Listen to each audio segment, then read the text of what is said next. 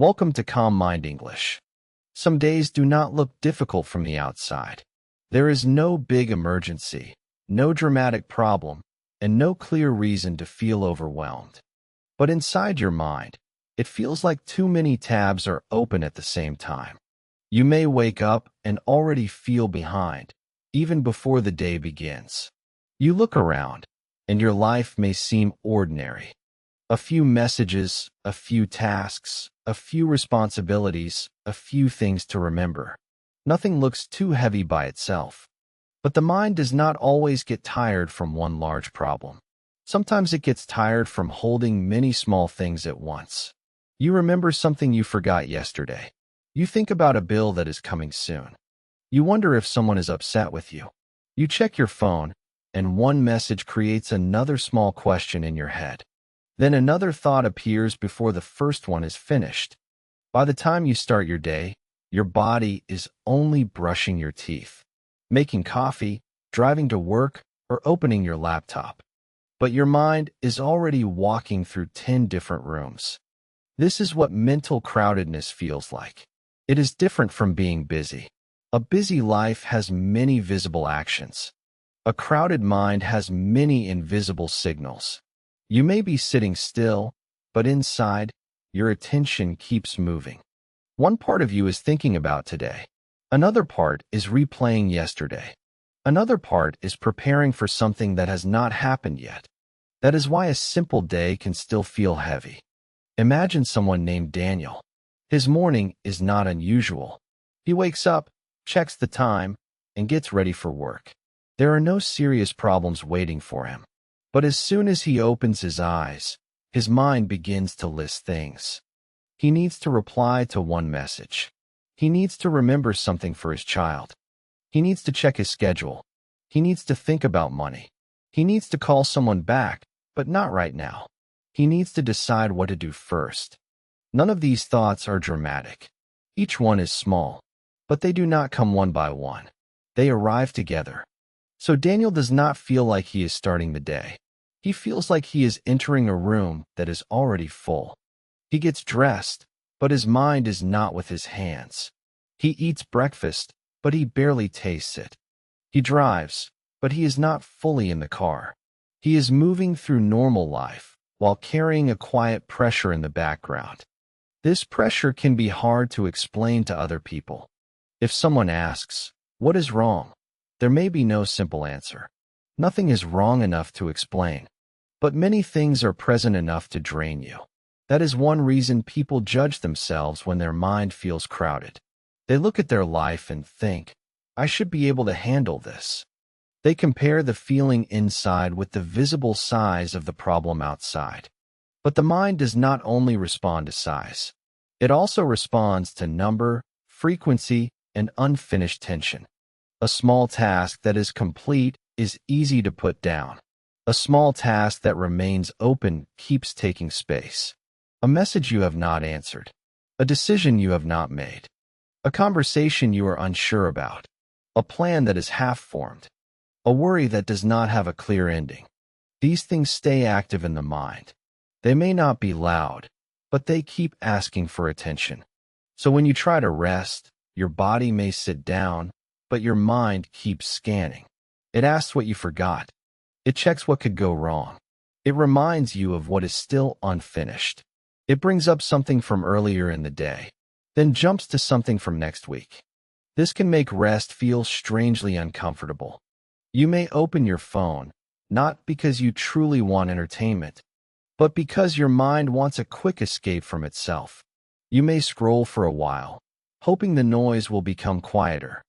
But often, the phone adds more signals, more images, more opinions, more messages, more things to compare, more things to process. The mind was already crowded, and now more people have entered the room. This is why a crowded mind often feels tired but restless at the same time. You want peace, but silence makes the thoughts easier to hear. You want focus, but every small decision feels heavier than it should. You want to move forward, but your attention is spread too thin. In this state, even simple choices can feel difficult. What should I eat? What should I do first? Should I reply now or later? Should I clean this or leave it? Should I rest or be productive? The choice itself may be small, but it lands on a mind that is already full. There is nothing weak about this. It is a natural response to mental overload.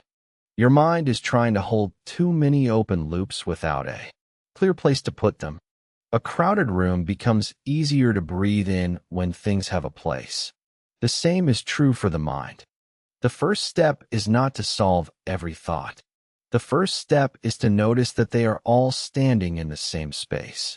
When your mind feels crowded, you do not have to ask, "Why am I so tired when nothing big happened?" A better question is, how many small things have I been carrying without noticing? That question is simple, but it changes the way you see your fatigue. Maybe your tiredness is not coming from one dramatic problem. Maybe it is coming from too many unfinished signals, too many small decisions, too many quiet concerns, and too little mental space between them. And when you see it that way, you can stop treating your mind like it is failing. You can begin treating it like a room that needs space again. For now, you do not need to clear the whole room. You only need to see what is inside it. There is a kind of tiredness that does not come from doing too much. It comes from carrying too many open thoughts at the same time. One thought is about money. Another is about work. Another is about family. Another is about something you need to decide, but not today. None of them is loud enough to look serious, but together they take up space. You may sit down for a few minutes and still feel busy inside. Your body is on the chair, but your mind is moving from one unfinished thing to another. You remember a message you did not answer. You remember something you need to buy.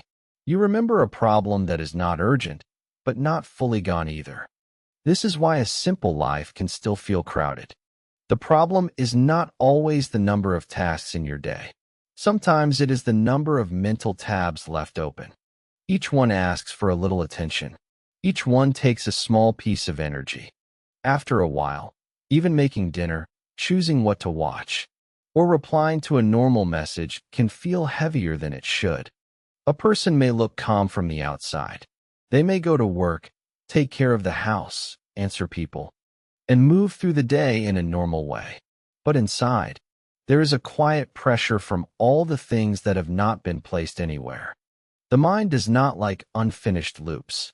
When something has no clear place, the mind keeps bringing it back. It says, "Do not forget this." It says, "Think about this later." It says, "This might become a problem." So even during rest, the mind keeps checking the same small doors again and again.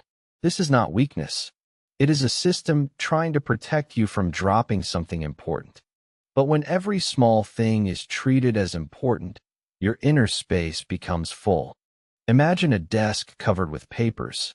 One paper is a bill. One paper is a child's school note. One paper is a work idea. One paper is a reminder to call someone. One paper is just an old receipt you no longer need. Nothing on the desk is dangerous by itself. But when everything is spread out at once, the desk becomes hard to use. Your mind can become like that desk. The goal is not to solve your whole life at once. A crowded mind often becomes more crowded when you demand a perfect solution.